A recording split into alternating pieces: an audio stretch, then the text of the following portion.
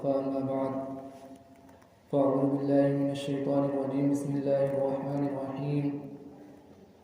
ومن يطع الله ورسوله ويخشى الله ويتقه فأولئك هم الفائزون.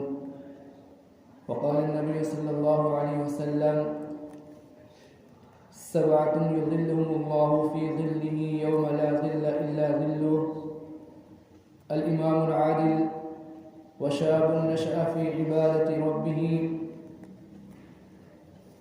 ورجل قلبه معلق في المساجد، ورجلان تحابا في الله اجتمع عليه وتفرق عليه، ورجل طلبته امرأة ذات منصب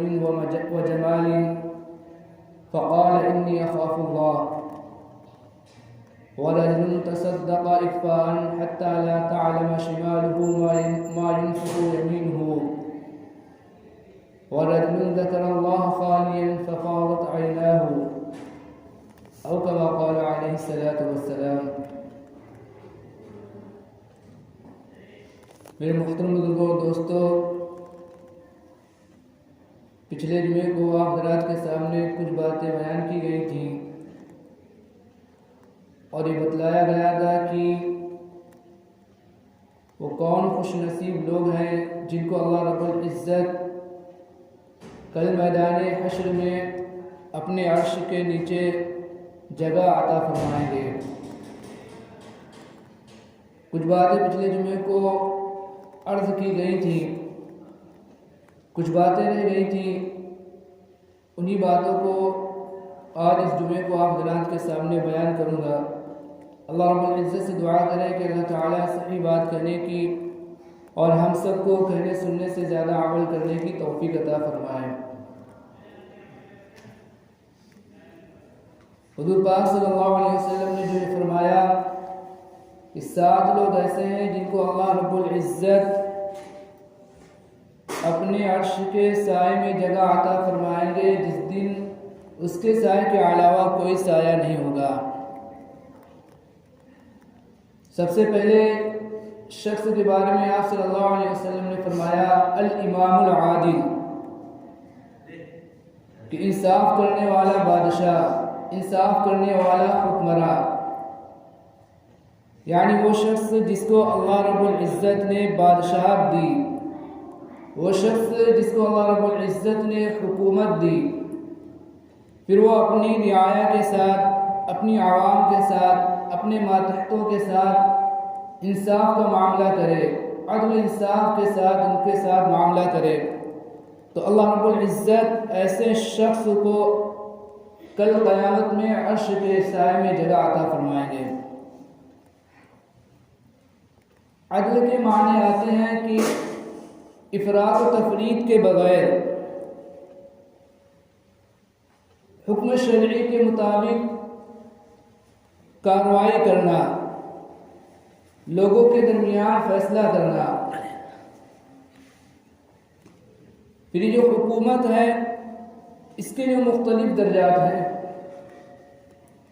ایک وہ شخص ہے جس کو اللہ رب العزت نے سارے ملک کا حاکم بنایا، سارے ملک کا بادشاہ بنایا، وہ اس بشارت کا اولین مستحق ہوگا اگر وہ اپنی رعایا کے ساتھ، لوگوں کے ساتھ عدل و انصاف کا معاملہ کرے۔ پھر اس کے بعد اس کے نیچے کے جو حاکم ہیں درجہ بدرجہ وہ اس کے اندر داخل ہوں گے، اس کے مستحق ہوں گے۔ جیسے کہ کوئی صوبے کا حاکم ہو، کوئی شہر کا حاکم ہو، کوئی گاؤں کا حاکم ہو، کوئی قصبے کا حاکم ہو، اسی طرح کوئی کارخانے کا مالک ہو، کوئی فیکٹری کا مالک ہو اور اس کے ماتحت اس کے نیچے بہت سارے لوگ کام کر رہے ہوں، پھر وہ اپنے ماتحتوں کے ساتھ، لوگوں کے ساتھ انصاف کا معاملہ کرے، عدل کا معاملہ کرے، تو ایسے لوگوں کو بھی اللہ رب العزت کل قیامت کے دن اپنے عرش کے سائے میں جگہ عطا فرمائیں گے۔ حضور پاک صلی اللہ علیہ وسلم نے فرمایا صحابہ سے، کیا میں تم کو اچھے اور برے حاکموں کے بارے میں نہ بتلاؤں؟ پھر آپ صلی اللہ علیہ وسلم نے فرمایا کہ اچھے حاکم وہ ہیں کہ جن سے تم محبت کرو اور وہ تم سے محبت کریں، اور جن کے لیے تم دعائے خیر کرو اور وہ تمہارے لیے دعائے خیر کریں۔ اور برے حاکم وہ ہیں کہ جن سے تم نفرت کرو اور وہ تم سے نفرت کرے، اور تم ان کے لیے بد دعا کرو اور وہ تمہارے لیے بد دعا کرے۔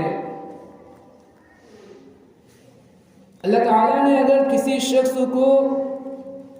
حاکم بنایا ہے، اللہ تعالیٰ نے اگر کسی شخص کے نیچے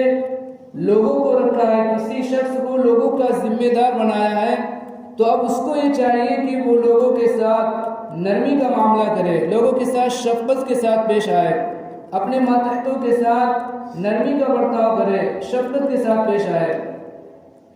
بغیر کسی وجہ کے ان کے ساتھ سختی کا معاملہ کرنا یہ انسان کے لیے صحیح نہیں ہے۔ اسی طرح حدیث پاک کے اندر آتا ہے کہ حضور پاک صلی اللہ علیہ وسلم ایک جگہ سے گزر رہے تھے، ایک صحابی ہیں حضرت ابو مسعود انصاری رضی اللہ تعالی عنہ، جو اپنے غلام پر غصہ تھے اور اپنے غلام کو پیٹنے کی تیاری کر رہے تھے۔ حضور پاک صلی اللہ علیہ وسلم نے ان کو دیکھا، ان کو آواز دی، لیکن وہ اتنے زیادہ غصے میں تھے کہ ان کو احساس نہیں ہوا۔ پھر حضور پاک صلی اللہ علیہ وسلم ان کے قریب گئے، پھر جب ان کو احساس ہوا تو وہ شرمندہ ہوئے۔ آپ صلی اللہ علیہ وسلم نے ان سے فرمایا کہ جتنا تم اس غلام کو پیٹنے پر قادر ہو، اللہ رب العزت اس سے زیادہ تمہیں سزا دینے پر قدرت رکھتے ہیں۔ لیکن وہ کون تھے؟ وہ صحابہ رسول تھے، حضور پاک صلی اللہ علیہ وسلم کی تربیت یافتہ تھے۔ جب انہوں نے حضور پاک صلی اللہ علیہ وسلم کا یہ ارشاد سنا تو انہوں نے اپنے غلام کو آزاد کر دیا۔ آپ صلی اللہ علیہ وسلم نے ان سے فرمایا کہ اگر تم ایسا نہ کرتے تو جہنم کی آگ تم کو جھلسا دیتی۔ تو اس لیے اگر اللہ تعالیٰ نے کسی شخص کو لوگوں کا ذمہ دار بنایا ہے اور اس کی ماتحتی میں، اس کی نگرانی کے اندر اگر لوگ کام کر رہے ہیں، تو اس کو چاہیے کہ لوگوں کے ساتھ، اپنے ماتحتوں کے ساتھ شفقت کا معاملہ کرے، نرمی کا معاملہ کرے، بغیر کسی وجہ کے ان کے ساتھ سختی کا معاملہ کرنا یہ انسان کے لیے درست نہیں ہے۔ تو اگر ایسا شخص ہے جس کو اللہ رب العزت نے لوگوں کا حاکم بنایا، ایسا شخص جو لوگوں کا ذمہ دار ہے،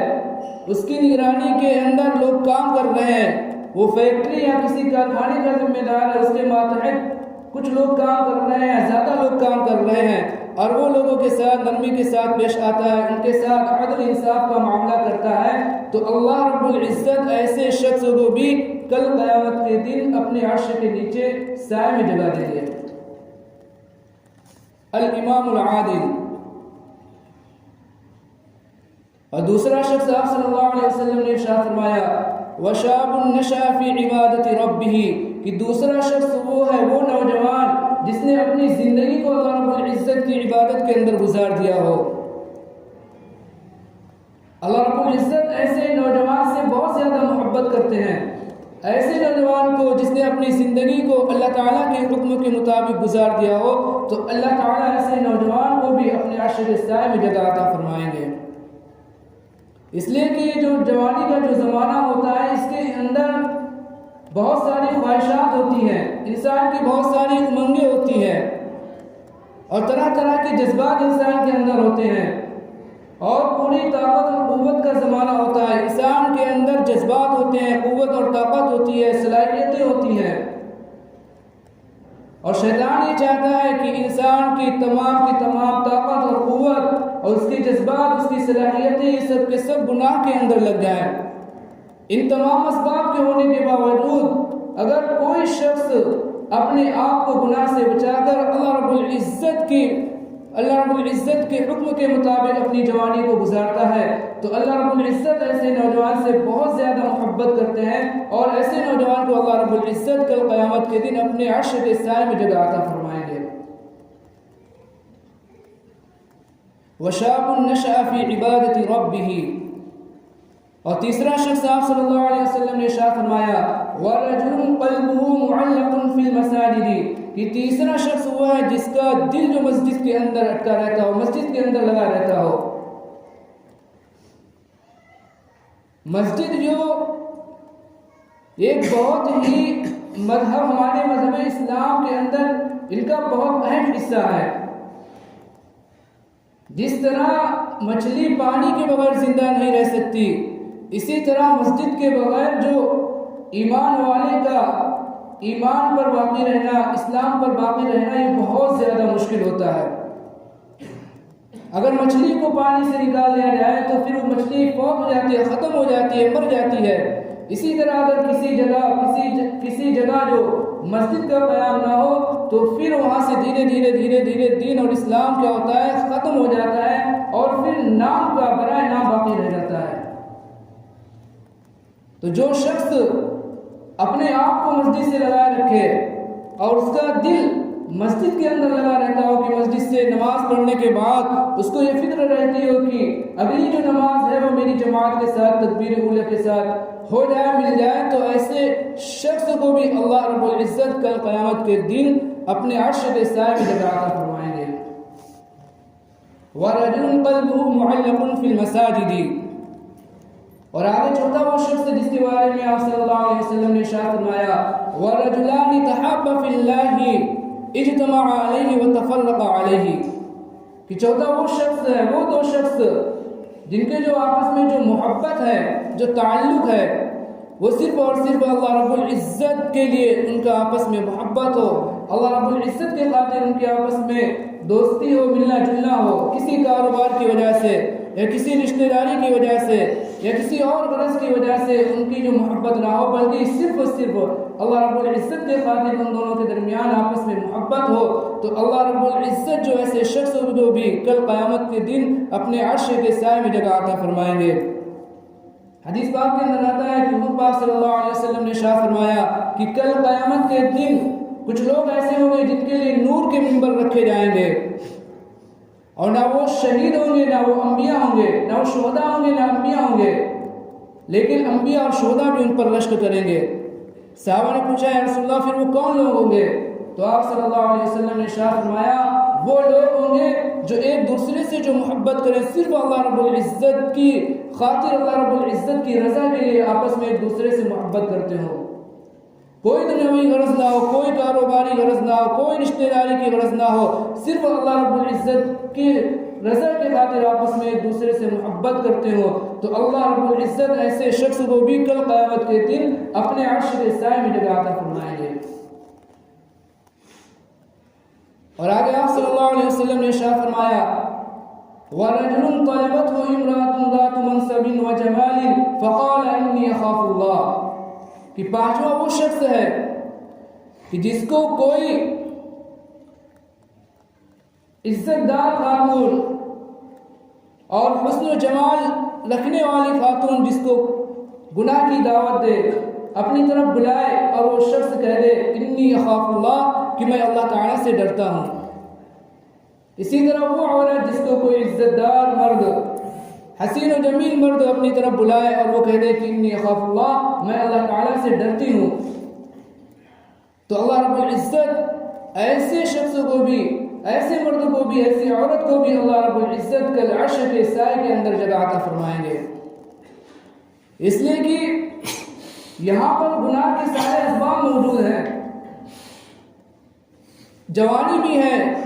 اور تمام جو اسباب ہوتے ہیں وہ سب موجود ہیں. اس کے باوجود وہ مرد، وہ عورت جو اپنے آپ کو اس گناہ سے بچاتا ہے، اللہ کی ڈر کی وجہ سے، اللہ کے خوف کی وجہ سے، اللہ کے عذاب کو یاد کرتے ہوئے، یاد رکھتے ہوئے اپنے آپ کو گناہ سے بچاتا ہے، تو اللہ رب العزت ایسے شخص کو بہت زیادہ پسند کرتے ہیں، اور اللہ رب العزت ایسے مرد اور ایسے عورتوں کو اللہ تعالیٰ قیامت کے دن اپنے عرش کے سائے میں جگہ عطا فرمائیں گے.